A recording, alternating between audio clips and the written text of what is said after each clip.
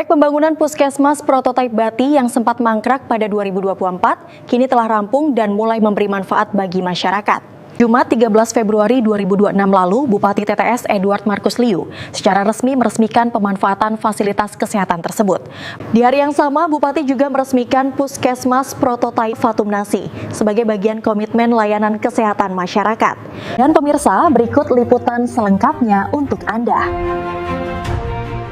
Pagi itu, Jumat 13 Februari 2026, hujan turun perlahan di wilayah Kabupaten Timor Tengah Selatan.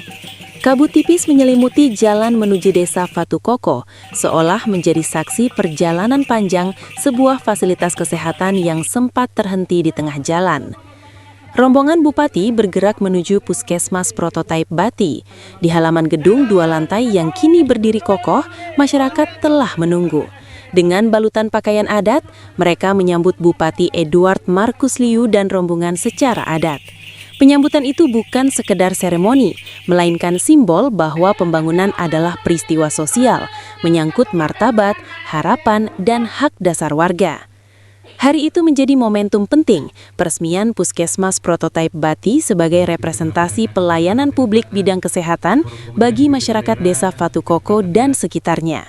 Dalam sambutannya, Bupati Edward Markus Liu mengakui bahwa pembangunan puskesmas tersebut sempat terhenti pada 2024. Proyek mangkrak menyisakan tanda tanya dan kekecewaan di tengah masyarakat yang sangat membutuhkan layanan kesehatan yang layak dan terjangkau.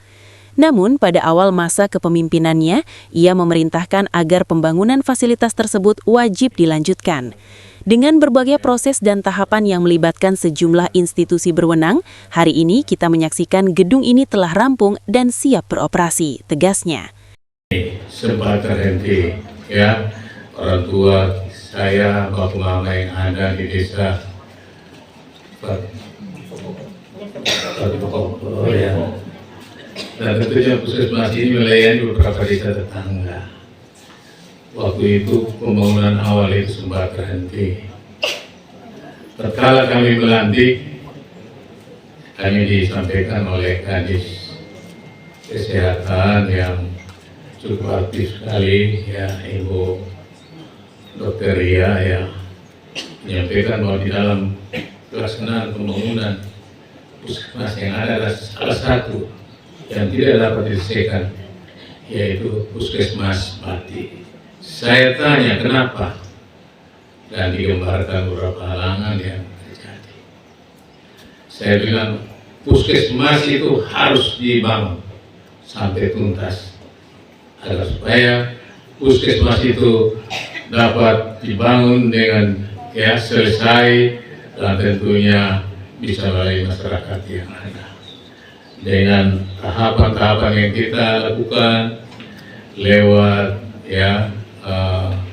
institusi yang punya kewenangan, kami bersurat mengundang datang mengecek kembali apakah gedung ini bisa kita lanjutkan secara teknis, dapat dilanjutkan.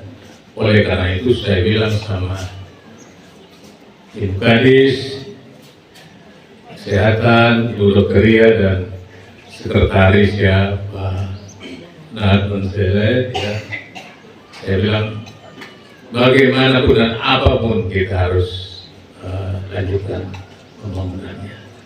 Dan puji Tuhan, hari ini kita bisa hadir bersama-sama dan dapat menyaksikan, ya, melihat, meresmikan, dan seterusnya.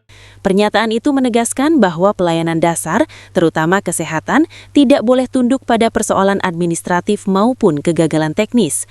Negara harus hadir hingga persoalan tuntas. Bupati juga menekankan pentingnya kesiapsiagaan tenaga kesehatan, karena ketersediaan infrastruktur yang megah harus sejalan dengan pelayanan yang prima. Gedung ini sudah megah dengan berbagai fasilitas modernnya. Saya minta petugas kesehatan selalu ada di tempat untuk melayani masyarakat. Jangan sampai warga datang ke puskesmas, tetapi petugas dan dokter tidak ada. Dengan penampilan gedung yang bagus, ya, megah, representatif ini, mari, ya, harus kita imbangi dengan pelayanan kita, ya, jangan hanya senyum saja, mahal ya.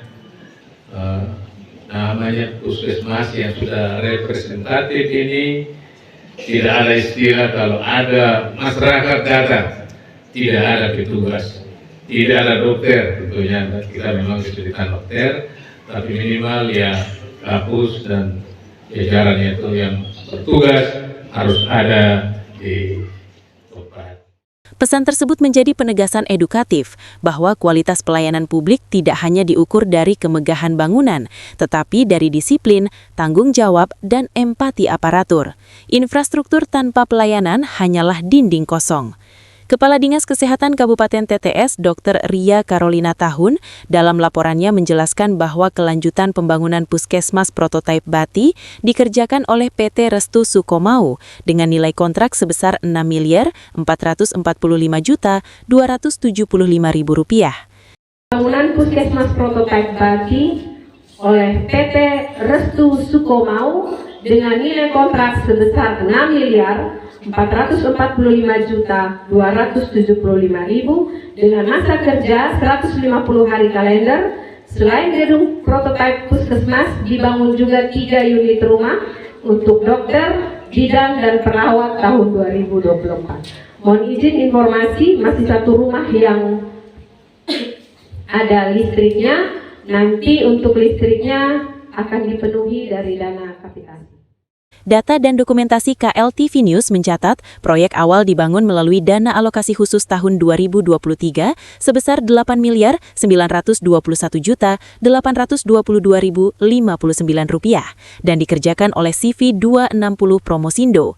Namun hingga akhir tahun anggaran, pekerjaan tidak selesai dan mangkrak sampai akhir 2024. Kontraktor akhirnya diputus kontrak. Dampaknya bukan hanya administratif tetapi juga sosial. Hutang kepada pekerja dan pemasok material mencapai puluhan hingga ratusan juta rupiah, memicu keresahan di tengah masyarakat. Setelah difasilitasi oleh PPK Nahat Baunsele, kewajiban tersebut dilunasi dan persoalan sosial berhasil ditanggulangi. Proyek kemudian dilanjutkan pada 2025 hingga akhirnya rampung dan diresmikan. Peresmian Puskesmas Prototipe Bati bukan sekedar seremoni gunting pita. Peristiwa ini menyimpan pesan konstruktif dan edukatif. 1. Pengawasan proyek publik harus dilakukan secara tegas, profesional, dan transparan. 2. Kegagalan kontraktor berdampak langsung pada masyarakat kecil dan pekerja lokal. 3. Pemerintah wajib hadir menyelesaikan dampak sosial, bukan hanya menyelesaikan bangunan fisik. 4. Pelayanan kesehatan adalah kebutuhan dasar yang tidak boleh ditunda oleh persoalan teknis. Pada hari yang sama, Bupati Edward Markus Liu juga meresmikan Puskesmas Prototipe Fatumnasi di Kecamatan Fatumnasi, mempertegas komitmen pemerataan layanan kesehatan hingga wilayah pegunungan. Di balik cuaca yang kurang bersahabat, 2 gedung pelayanan kesehatan kini berdiri sebagai simbol komitmen dan koreksi atas dinamika masa lalu.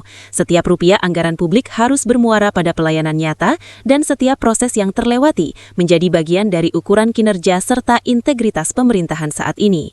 Dari Soe, Kabupaten Timor Tengah Selatan, Polce Lerek, KLTV News melaporkan.